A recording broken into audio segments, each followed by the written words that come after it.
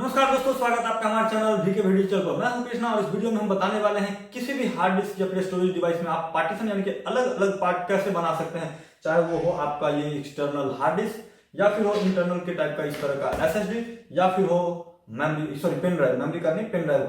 अगर pen drive में भी आप पार्टीशन बना सकते हैं। पार्टीशन अगर आप पेन ड्राइव में बनाना चाहते हैं तो वो भी किस तरह से बनाना है इस वीडियो में हम आपको बताने वाले हैं। अब पार्टीशन बनाने का कुछ बेनिफिट्स वगैरह भी होते हैं, जैसे कि अगर आपका एक इस्तेमाल करना चाहते हैं कि अगर डबल पार्टीशन हो कि भाई कुछ फाइल ऐसे हो जो कि फिक्स करना है, उसमें आपको बार बार कुछ नहीं करना और रीड राइट के लिए आप सेपरेट बना सकते हैं। जैसे कि पेन ड्राइव वगैरह में आप कर सकते हैं कि कुछ पार्ट्स को फिक्स कर सकते हैं, अलग कर सकते हैं, जिसको आप लॉक भी कर सकते हैं और ऐसा भी है। और इसे अगर आप इस्तेमाल करते हैं कि जैसे कि ऑफिस वगैरह में और भी कर पर्पस के लिए या फिर अगर शेयर्ड है कोई और भी अगर इसका इस्तेमाल करना चाहता है वो भी कर सकता है। उसका सेपरेट अपना बना रहेगा जो कि उसका पार्टीशन होगा और उसको आप कहीं भी इस्तेमाल कर सकते हैं। ऐसा नहीं कि नहीं होने वाला। इसको आप लॉक भी कर सकते हैं, अनलॉक भी कर सकते हैं, जो भी करना हो सब कुछ कर सकते हैं। बट इसमें मेनली पार्टीशन के बारे में बताएंगे कि किस तरह से आप किसी भी स्टोरेज डिवाइस में आप पार्टीशन कर सकते हैं। तो इसके लिए चलना पड़ेगा हमें अपने सिस्टम पे, क्योंकि हम ऐसे तो कर नहीं सकते, सिस्टम में लगाने के बाद ही होगा। तो लेकर के आपको चलते हैं सिस्टम के डिस्प्ले पर अपने लैपटॉप पर, जहां आपको हम बताने वाले हैं, दिखाएंगे किस तरह से आप इसका पार्टीशन कर सकते हैं। तो बिना समय गंवाए हुए चलते हैं डेस्कटॉप के स्क्रीन पर। दोस्तों हम आ चुके अपने डिस्प्ले पर, जहाँ कि हमने कहा सब कुछ कनेक्ट कर रखा है। ये दो जो आपको दिख रहे हैं ये दोनों आपको हार्ड डिस्क के पार्टीशन है। एक हार्ड डिस्क के दो पार्टीशन है, 1 TB का है, ये दोनों मिला करके। और ये अपना है पेन ड्राइव, जहाँ कि आप इस पर पेन ड्राइव भी लिखा हुआ है। तो हम दोनों में पार्टीशन करके दिखाएंगे कि किस तरह से आप किसमें पार्टीशन कर सकते हैं। तो पार्टीशन करने के लिए हमें आ जाना पड़ेगा इस पीसी के मैनेज सेक्शन में। दिस पीसी राइट क्लिक करने के बाद आपको मैनेज सेक्शन में आ जाना है। मैनेज सेक्शन में आ जाने के बाद आपको ये पूरे डिटेल्स दिख जाएंगे। यहाँ पर आपको आ जाना है डिस्क मैनेजमेंट के ऑप्शंस पे। डिस्क मैनेजमेंट के ऑप्शंस पे आ जाने के बाद ये थोड़ा सा स्लो काम कर रहा है, वो ये पूरा आपको आ जाएगा। जितना आपका फिर सिस्टम फास्ट रहेगा उतना काम करेगा। और यहाँ पे आपको पूरा ये मिल जाएगा जो भी पार्टीशन मतलब जो भी हार्ड डिस्क हो या फिर डिस्क वगैरह इसमें कनेक्टेड है वो सारे के सारे मिल जाएंगे। तो हमारा जो कनेक्टेड है और ये है हार्ड डिस्क का और 1 TB का जो कि वीके डिजिटल और ये वीके डिजिटल करके है, और ये है पेन ड्राइव। तो अभी हम यहाँ पे पार्टीशन करने वाले हैं। किसी को भी सपोज कर लेते हैं पार्टीशन करेंगे, तो हम पार्टीशन करने वाले वीके भी डिजिटल से सपोज करें 100 GB को बाहर करना है, यानी एक तीसरा पार्टीशन और बनाना है जो कि 100 GB में होगा।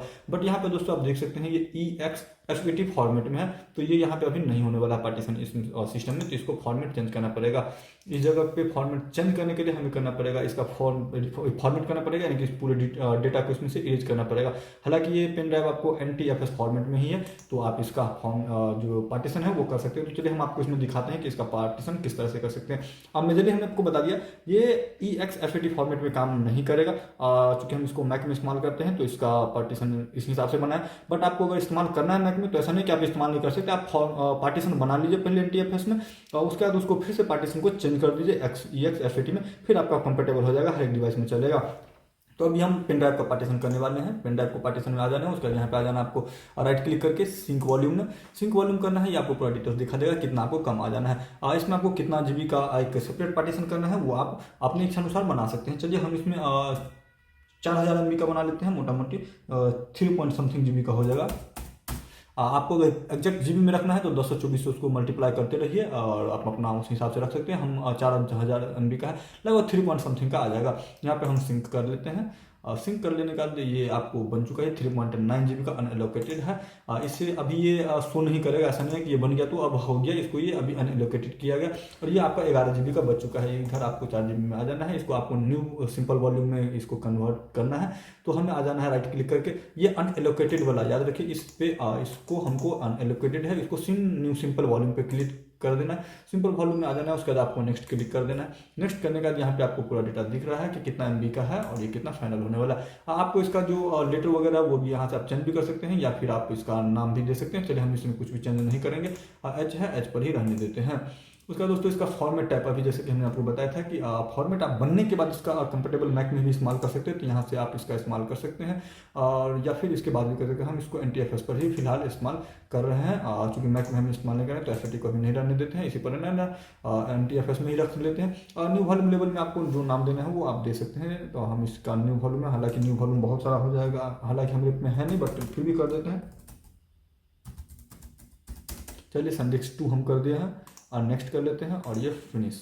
अब ये हो चुका है दोस्तों, ये कम्प्लीटली एक सेपरेट पार्टीशन बन चुका है और आप इसका इस्तेमाल कर सकते हैं। अब ये प्रोसेस में अब ये आ भी चुका है। तो अब आपको हम यहाँ पर इसको दिखाते हैं कि कहाँ पे आपको ये दिखने को मिलने वाला है।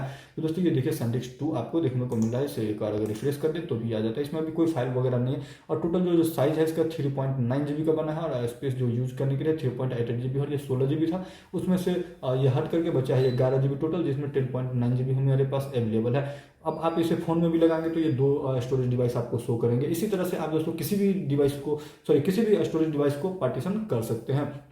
अगर आपको इस वीडियो के देखने के बाद अभी भी कोई क्वेश्चंस रह गया तो नीचे कमेंट करके जरूर बता सकते हैं। हालांकि इसमें कोई क्वेश्चन नहीं रहेगा, बट फिर भी अगर आपके पास कोई क्वेश्चन है तो जरूर बता सकते हैं। अब वीडियो अगर अच्छा लगा हो, इन्फॉर्मेटिव रहा हो तो इसे लाइक और शेयर कीजिए। साथ ही साथ चैनल पर नए हैं तो चैनल को सब्सक्राइब करना बिल्कुल मत भूलिएगा।